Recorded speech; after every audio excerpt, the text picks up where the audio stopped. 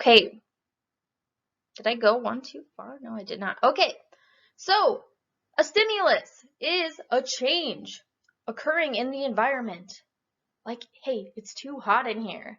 Okay, and then receptors that sense that change are going to send a message to the brain. And the brain's going to be like, hey, it's too hot in here. You need to do something about this, muscles and glands. Sends that message to the muscles and glands. Okay, and you're going to start to sweat. That sweat's going to cool you down. And that's the response. Now, over a little bit of time, that should be corrected and your body temperature should be stable again. Okay, here's an example. So I told you a little bit about what happens when it is too hot, but let's talk about when it's too cold.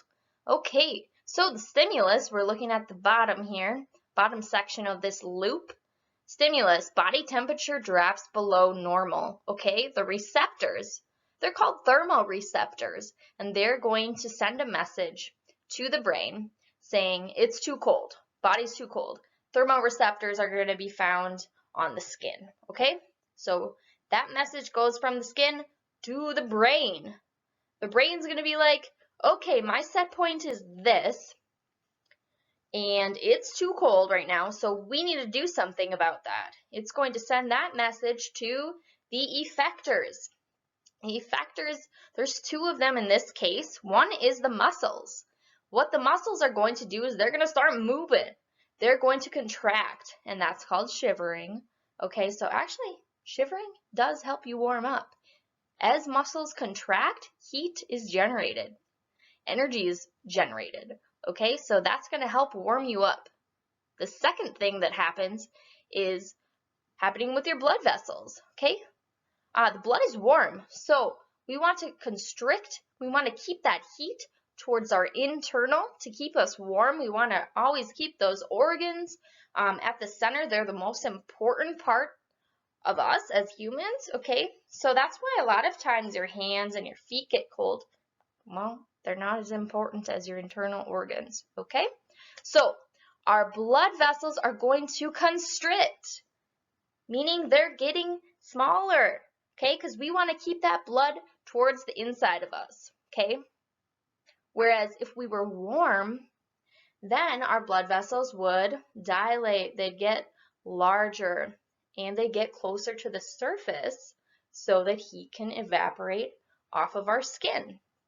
Okay, so again, muscles contract and blood vessels constrict. Then over some time, hopefully, our body heat is conserved and temperature is going back to normal. Okay, that is homeostasis with the example of temperature. Okay, there's two types of homeostatic control mechanisms. One is called a negative feedback mechanism. One is called a positive feedback mechanism. Let's talk about those. Negative is going to prevent sudden severe changes in the body. So temperature is one of those, okay?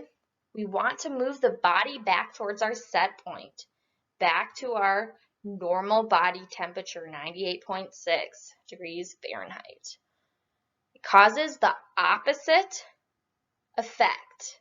That's why we say negative, okay? So if we're getting cold, we need to move to warm. Negative feedback. If we're getting warm, we need to move cooler. Negative feedback. It's the most common feedback loop. I'll give you several examples. We'll talk through several examples in class. Okay.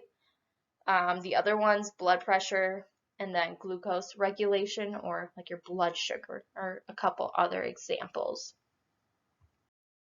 Positive feedback is going to be the opposite of negative feedback.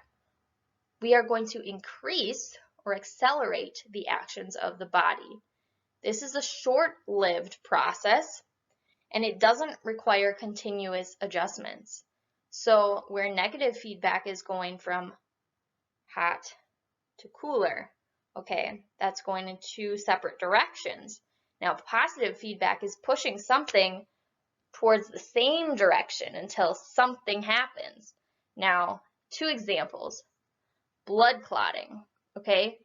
If you get a cut, there's platelets in your blood that are going to clot in that area so that you do not lose all homeostasis and die of losing your blood. Okay, so basically it's moving to continue to clot and clot and clot and clot and clot until we no longer need to clot the blood anymore. The other example is childbirth. Okay, so I'm going to show you that example here. Okay, so we're starting out on the left side of this image. The head of the baby pushes against the cervix. Okay, that's our stimulus and our receptor. Okay, then, so that's happening. Touch receptors are going to be like, oh, we're having this baby. We need to do something about it. Sends that message to the brain. Okay, the brain's like, what are we going to do? We are going to stimulate the pituitary gland, our effector, to secrete oxytocin. Okay, so we had our receptor, our control center in the brain, and now our effector, the pituitary gland. Secrete that oxytocin. Oxytocin is carried to the bloodstream, carried in the bloodstream to the uterus. The uterus in the female anatomy is a muscle. Okay, oxytocin stimulates uterine contractions of that muscle and pushes the baby towards the cervix. Okay, I know I'm getting at my 15 minutes here, so we're gonna kind of wrap it up. So positive feedback is pushing something towards the same direction until that baby is out and we no longer need that loop, that feedback loop, okay? Negative feedback goes in the opposite direction. Positive feedback pushes something towards the same direction until we no longer need the feedback loop anymore. I hope that was helpful. Have a great day.